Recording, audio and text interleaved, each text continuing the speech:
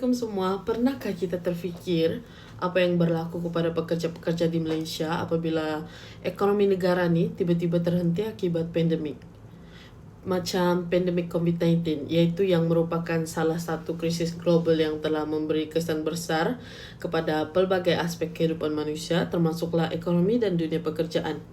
Di Malaysia, kita ada buat pelaksanaan Perintah Kawalan Pergerakan ataupun PKP yang telah menyebabkan banyak sektor ekonomi terjejas. Operasi perniagaan terganggu dan ribuan pekerja berhadapan dengan ketidakpastian tentang pekerja mereka. Krisis ni dia bukan sahaja melibatkan isu kesihatan awam, tapi turut menjadi satu cabaran besar dalam sistem hubungan industri yang melibatkan tiga pihak utama, iaitu kerajaan, majikan dan juga kesatuan sekerja. Okey, dalam vlog ni saya akan membincangkan bagaimana pandemik COVID-19 ni dia telah mencetuskan cabaran ekonomi politik dalam hubungan industri Malaysia serta bagaimana setiap pihak memainkan peranan masing-masing dalam memastikan kelangsungan ekonomi negara. Okey.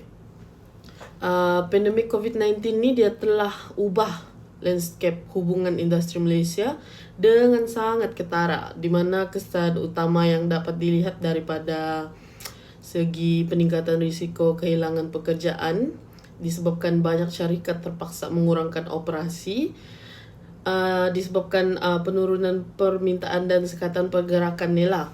Jadi dalam keadaan tersebut ada setengah majikan yang terpaksa mengambil langkah seperti mengurangkan waktu bekerja, melakukan pemotongan gaji dan juga buat pemberhentian pekerja. Ini adalah untuk mengurangkan kos-kos operasi lah serta memastikan syarikat masih mampu bertahan. Bagi pekerja pula, keadaan ini menimbulkan pelbagai kebimbangan terutamanya berkaitan keselamatan pekerjaan dorang, kestabilan pendapat dan kemampuan untuk menampung kos sara hidup juga.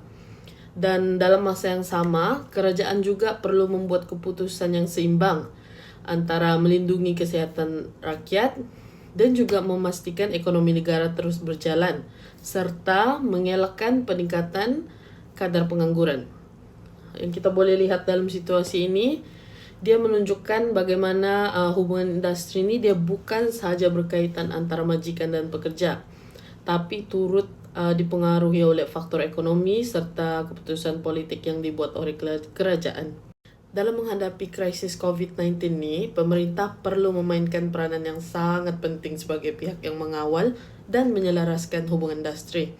Kerajaan Malaysia telah melaksanakan pelbagai bentuk campur tangan seperti menyediakan pakej rangsangan ekonomi, bantuan kewangan kepada perniagaan serta program sokongan pekerjaan bagi membantu majikan mengekalkan pekerja-pekerja mereka.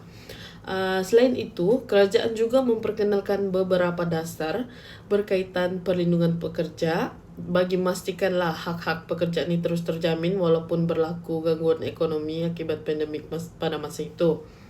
Namun begitu, campur tangan kerajaan ketika situasi krisis bukanlah sesuatu yang mudah sebab setiap keputusan yang dibuat dia mesti melibatkan pelbagai kepentingan, di mana kerajaan ini dia perlu mengambil kira tekanan daripada pekerja yang memerlukan perlindungan, keperluan majikan untuk meneruskan perniagaan serta tuntutan masyarakat terhadap pengurusan krisis yang berkesan. Jadi, oleh sebab itulah kerajaan ini dia perlu memainkan peranan sebagai pihak tengah, di mana dia perlu mampu menyeimbangkan antara kepentingan ekonomi dan kebajikan sosial. Jika dilihat pula daripada perspektif majikan, pandemik COVID-19 ni dia telah menjadi satu ujian besar terhadap kemampuan organisasi untuk meneruskan bertahan dalam keadaan ekonomi yang tidak stabil, di mana majikan ni dorang perlu menghadapi pelbagai cabaran seperti penurunan pendapatan, gangguan rantaian bekalan, peningkatan kos operasi dan juga perubahan dalam cara bekerja. Bagi memastikan perniagaan terus berjalan, sebahagian majikan mula menyesuaikan operasi mereka melalui penggunaan teknologi digital, pelaksanaan sistem kerja dari rumah dan strategi pengurangan kos. Tapi walau bagaimanapun, beberapa tindakan seperti pengurangan gaji atau pemberhentian kerja ni boleh menyebabkan berlakunya konflik antara majikan dan pekerja dan juga kesatuan sekerja lah. Jadi oleh itu, majikan ni dorang perlu memastikan setiap keputusan yang dibuat bukan hanya memberi tumpuan kepada keuntungan syarikat, tetapi turut mengambil kira kebajikan hak pekerja mereka. Hubungan komunikasi yang baik antara majikan dan pekerja ni dia sangat penting supaya organisasi dapat terus bertahan ketika menghadapi situasi krisis seperti pandemik.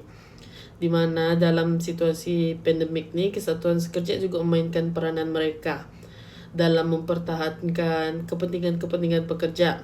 Antara kehendak utama kesatuan sekerja adalah memastikan pekerja tidak kehilangan hak mereka seperti mendapatkan gaji yang rendah, keselamatan dorang, perlindungan kesihatan, serta keadaan tempat kerja yang selamat.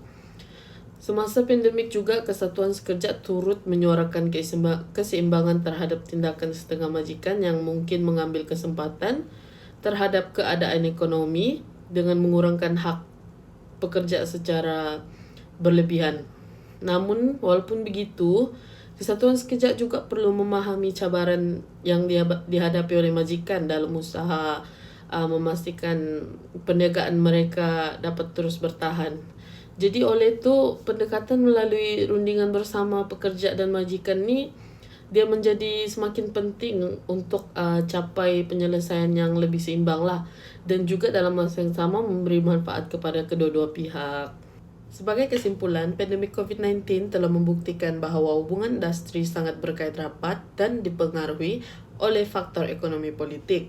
Kerajaan memainkan peranan mereka melalui campur tangan dasar serta perlindungan terhadap pekerja, manakala majikan pula perlu mempunyai keupayaan untuk menyesuaikan diri dalam perubahan ekonomi. Manakala kesatuan sekerja perlu memastikan hak pekerja terus diperjuangkan.